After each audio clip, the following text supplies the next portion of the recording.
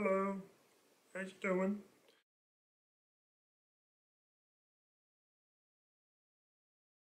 Okay, so this is a spray bottle, and I'm going to demonstrate how I mix up sugar water mixture for my spray bottle on my bees. I use this spray bottle to create a fine mist that I spray on my bees when I'm doing certain hive inspections. I use the mist instead of smoke, and I find it easier to use mainly because it's a lot easier than having a smoker around, lighting a smoker, making sure it stays lit, that sort of thing. I just find it a lot easier to have the mist around, and I don't have to worry about it, or the spray bottle around. It isn't any better though than using smoke. I think again there's a lot of wishful thinking going on in beekeeping, where people will say, well, this is especially the natural aspect of beekeeping that people seem to embrace. I don't think one way is better than the other. I think you just work with what works for you, what works best for your bees in your particular environment. But I know people who use smokers, and people have been using smokers for decades, if not hundreds of years, and they're fine. A smoker in the hands of somebody who knows how to use it properly, it's a wonder to behold. It's like watching somebody conduct a symphony. They just go whoof, and the bees just barely get a whiff of the smoke, and they gently walk away, and they come back, and they're relaxed within 10 seconds, and they're not traumatized, and it takes them no time at all to recover from getting a whiff of smoke once in a while.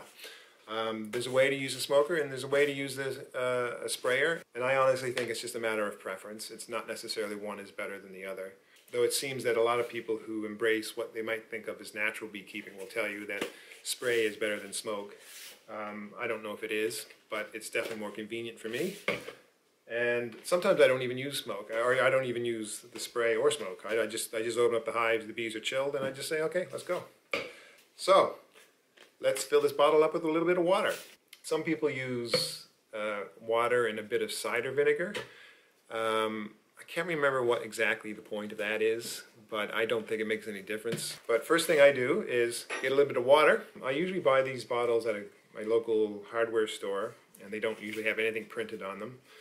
But I think I got this for like $3, so it's pretty cheap. It's a lot cheaper than a smoker too, so I guess that's one benefit. So let's just fill it up with water.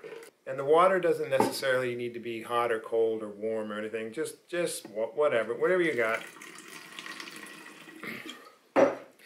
Alright, so it's about it's about this high, which is about, I don't know, it says almost 25 fluid ounces, whatever that is. 700, who cares? Anyway, so it's, mostly full, but not completely full. The water is a little bit warm. You can use hot water, I guess, if you want to dissolve sugar, but I tend to avoid anything that introduces hot water to any kind of sugar, because it creates a certain chemical compound that isn't really that great for bees, so I just tend to avoid it, and it doesn't really make any difference. Cold water might take a little bit longer to dissolve the sugar, but really, am I really in that much of a rush that I can't wait a little while for it to dissolve? So no big deal. So then I take a little bit of sugar. Normally I would just be outside doing this, and I would just pour it in, and I wouldn't measure it at all. And I really don't, even now I'm not going to measure it. This is a teaspoon, and I'm just going to make a mess and put a little bit of sugar in there. And it doesn't need to be a lot of sugar.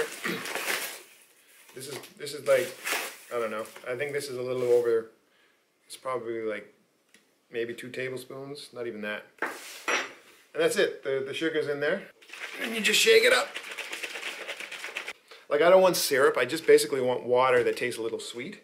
So I'll take my finger, and if I can taste a little bit of the sweetness, then I figure the bees can taste it too. Yeah, and see, it's not overly, it doesn't need to be overly sweet, but just enough so that it's basically water, the consistency of water, not syrup or anything syrupy, because it's got to go through the spray thing. And as long as you can taste that syrup, just taste a little bit of the sweetness and you should be good. And half the time that I do this, I'm outside and I just dump a little bit of sugar in the bottle. I'll shake it up, but I really don't care too much if it's dissolved, because it'll dissolve eventually anyway. So that takes about a minute to dissolve that. And then you can top it up with more water, whatever. And this is my magic ingredient. It's lemongrass oil. I bought this lemongrass oil at a local bulk store, but you can buy it anywhere. You can buy it at most a lot of grocery stores, like larger chain grocery stores, or body shops or massage places. It's lemongrass essential oil, 100% essential oil. And the word essential is deceptive. You see essential oils as an ingredient in certain bee feeding products, like certain food that people manufacture for bees with essential oils. But essential just means concentrated oil. There's nothing actually essential about it. It's not like if you don't have it, your bees are dead. It's like using, the terms natural and pure. It doesn't really mean a whole lot. It's just a concentrated oil of lemongrass. And if you pop it open, supposedly lemongrass is used as a swarm lure because it has the scent of a queen, or something similar to the scent of a queen. Anyway, I just take a bit of this because my feeling is if it smells sort of like a queen, it's going to relax the bees, because there's nothing that relaxes bees more than a nice, healthy queen. So I'm going to just put a couple drops of it. This stuff is super, super concentrated. As soon as it goes in there, you can smell it. It should be pretty strong. Yeah, it doesn't take much. Right? Then just swish it around. Yeah. That's it. Put your top on. And then set this thing to fine mist. Yeah, see, don't want that. You want that on the mistiest setting that you can create. And I just got mist all over my camera. But here we go. See that? You really want the finest mist possible. You don't want it, like right now this is sort of dripping all over me, all over my hands, but it's really not going to, it shouldn't really even be that bad. It should be, this might not be the best bottle. I've never bought this bottle before. I usually buy one that has nothing printed on it, and it creates a really fine mist. Oh, that's pretty good. But I'll be honest, that seems a bit, oh, I see what's going on. So close up, when I spray close up, the mist is pretty liquidy. But at a further distance, it's a much finer mist. So basically, there's a tip: if you're spraying your bees, don't jam them like this. Just stay at least 30 centimeters or so away from the bees, so you get the finest mist. I think there's a few things happening that about the spray that I think is effective for calming the bees. I don't know if it even calms the bees, but it just gets them out of the way. One, they feel this mist, and it's like rain. The bees automatically, they're constantly responding to their environment, inside and outside the hive. So if they're outside the hive and they feel rain coming down, they just want to get out of the way. They want to go back to their hive. So if you give them a little bit of a mist, they go, oh, weather's turning bad, let's go back inside, let's take shelter for a second. And I think that's one of the instincts.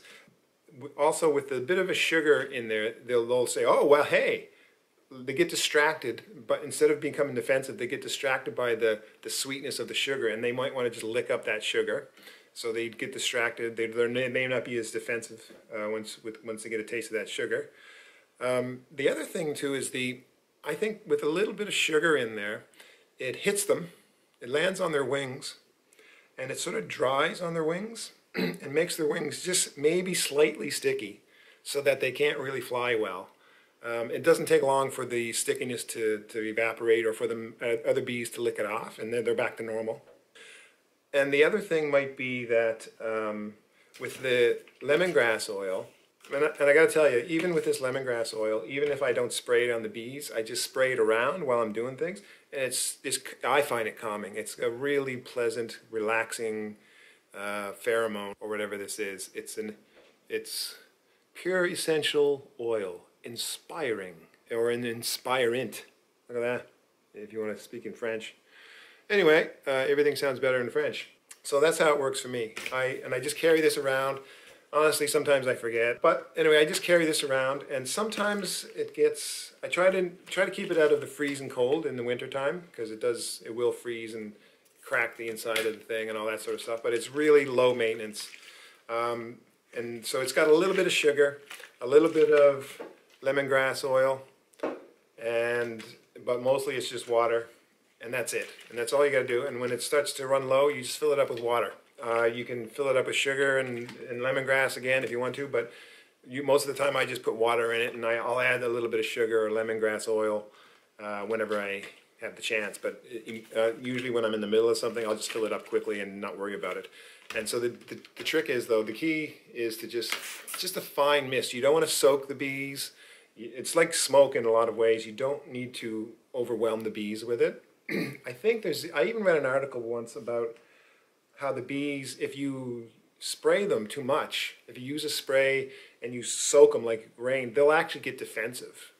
They get defensive like they do when they're exposed to cold air, especially if the water is cold, I guess.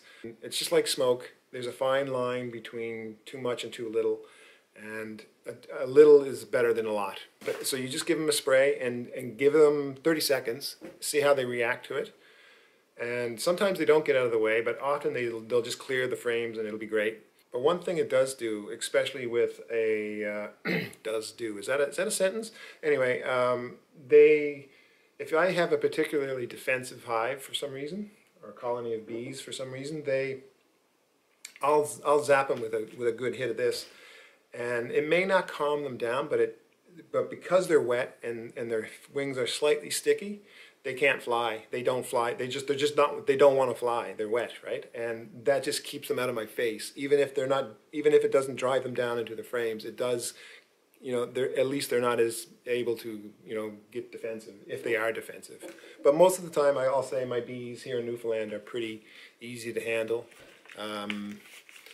I use a veil most of the time, and I use gloves most of the time, but I don't always use gloves, and I don't always use a veil, but most of the time I'll always have a veil close by, because even if the bees are nice, they can still turn on you. So that's basically it. And I know it's not a big deal here. This shouldn't be a big deal for anybody, and they think, why am I making a video about this? But a lot of new beekeepers hear about spray or smoke or whatever it is that someone's doing, and they don't actually see it. Someone just says, oh, mix it together and spray them. Well, here it is. But it helps to actually see it sometimes, and that's all this is. So it's basically fill this up most of the way with water, add a little bit of sugar, just enough so that you can taste a little bit of sugar in it, but you don't want to make it into a syrup. Add a little bit of something to attract the bees, or calms the bees. Some people use anise extract, but that's definitely an attractant. I think lemongrass oil might be an attractant, but also it might calm the bees because it supposedly emulates the pheromones of the queen. I don't know if that's true, but that's what I do, and I find it really works really well for me. I can count on one hand how many times in the year that I use my smoker. Sometimes I don't even use it at all. It's only because, though, I know I've been around the bees long enough that I know what I don't need to do. I know when I don't need to dig deep into the hives and really disturb them. So I can pretty much just get by with a spray bottle once in a while. But when I really have to dig deep into a hive and I know they're not happy about it, I might have the smoker around just in case. Because the smoker is almost like you're bringing out the heavy guns when you're bringing out the smoker. But anyway, that's it. Spraying instead of smoking, not necessarily better than smoking, but it's easy, it's cheap, and it works.